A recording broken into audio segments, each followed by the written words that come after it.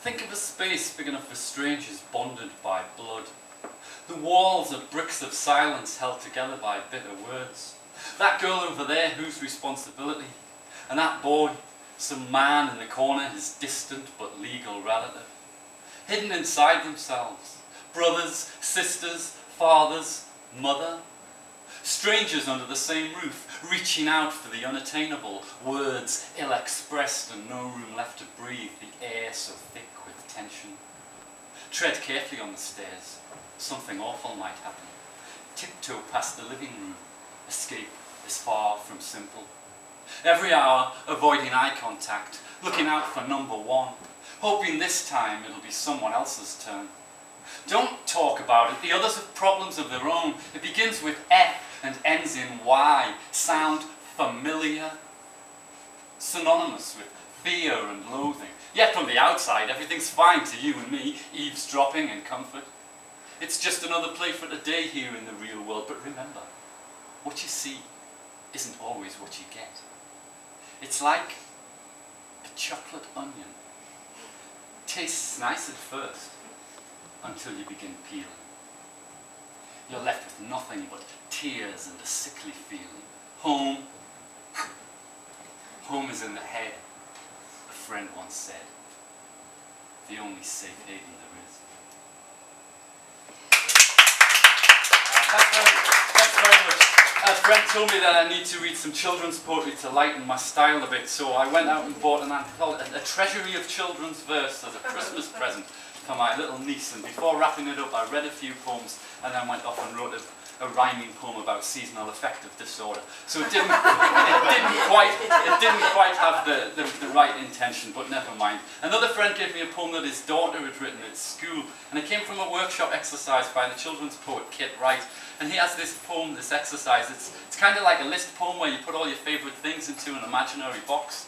And this girl had things in her poem like the smell of fresh paint, the taste of galaxy chocolate, the flicky bit in the front of her favourite pop star's hair, the first night she performed in Oliver at Hexham's Queen's Hall in Northumberland, things like that. And I thought it was a really nice poem, and rather than just scribble on the bottom of it, "Well done, pet," to give back to her dad to pass on to her, I thought I'd try and write my own. Hers probably took about 30 minutes in an English lesson. I laboured over mine all weekend. Hers is probably a lot better than mine as well, but if I read you hers, I'd probably have to pay large royalties for it. So this is a poem inspired by a 9.5-year-old girl, in turn inspired by the children's poet Kit Wright, and this is called My Box.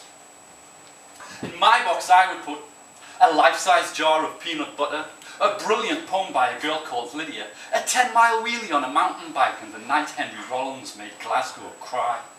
In my box I would put a photograph of Sinead O'Connor, the courage of a tightrope walker, Saturday's poetry dash at the Rainbow Festival, and fragments from the inside of my smile.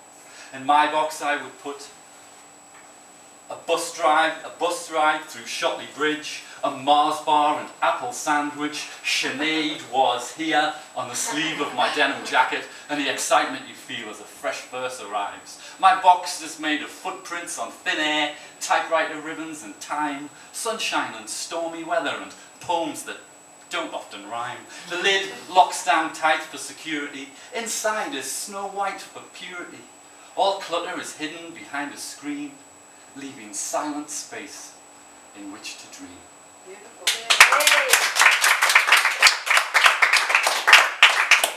I locked Mum in the pantry when I was 3, and she was in there 4 hours until Grandma turned up at tea time to lift the latch and find poor Mum crouched in a pool of tears, face as red as my backside would be when Dad got home. That's my earliest memory. Next up, swallowing stones in the schoolyard the following spring because Simon Wilson dared me to. We slept through story time and got smacked. Mrs. Smith said we were lazy. On my 5th birthday, I got a little milk float with individual crates stacked on the back. You could take the bottles out as well. Dad brought it back from Grandma's after a bike race, so it must have been a Sunday, and he was in a good mood, so he must have won. Always talking about cranksets and gears and training, and I'd never even ridden a tricycle. Scott Jones lived over the road. He could be as nice as ninepence one minute, then turn into a right little swine just for the hell of it. One day, his dad caught me with a shirt of dib-dab that didn't belong to me, started talking about right and wrong and Jesus and all that. Lucky he didn't come knocking at our door, or that would have been another rollicking. Yeah! Thanks very much. I have some books here. I'm going to do a little suite of pieces now, 3 pieces, and one of them's from this book called Hypomaniac. This little sequence starts off with a question. And what do you do for a living? Joker, fraudster, waiting on the miracle. How do you get by? Don't they know you're faking all the things you can do and all the things you can't, all the things you're going to do and all the things you won't, the questions never asked, the fruits that go untasted, the feelings never checked, the waters left uncharted, born fucking idle. There's more to it than you'll ever know. Get your arse into gear. You need working on. Poetry.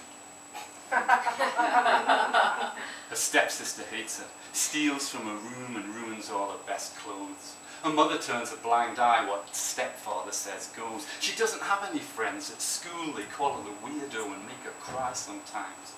Her stepsister's boyfriend says she's the creepiest kid he's ever seen. She can't help hurting herself. The voices tell her to do it. Cuts are made where no one can see. Not that anyone would care anyway. Might as well be a risk. She can't see herself living past 16. Can't help hurting herself. The voices never go away.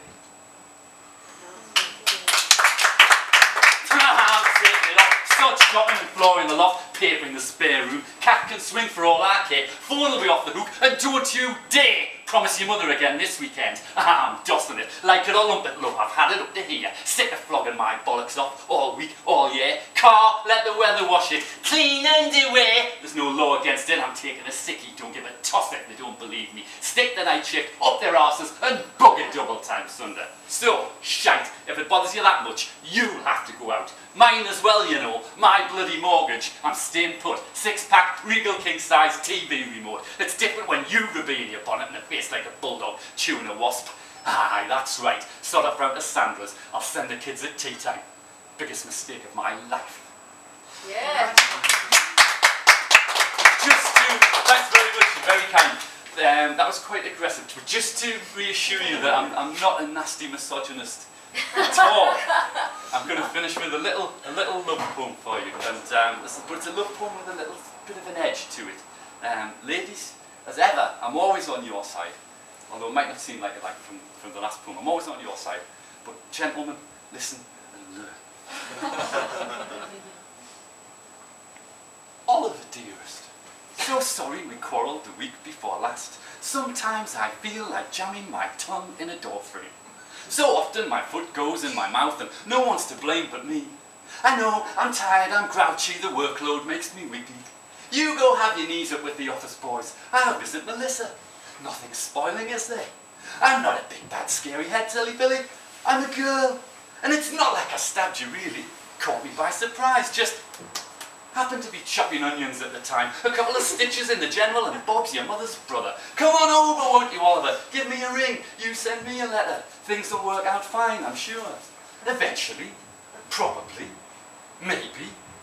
Of course, it's a girl's prerogative to change her mind. Everyone knows that. And you should too, you stupid twat. Sometimes you can be so insensitive, so ignorant. I bet this letter sits crumpled, unopened in the arse pocket of those filthy letters for days. I know you think I'm going through more than just a phase. When it's you who should learn to behave. Sneaking up behind me all hours of the day, curtains open wide for all and sundry walking by to see what a groping pig you can be. When I've told you, no, no, no. I've got a headache, Oliver, and it's you. Don't you think you're God's gift? Well, maybe you're just not. Far from it, in fact.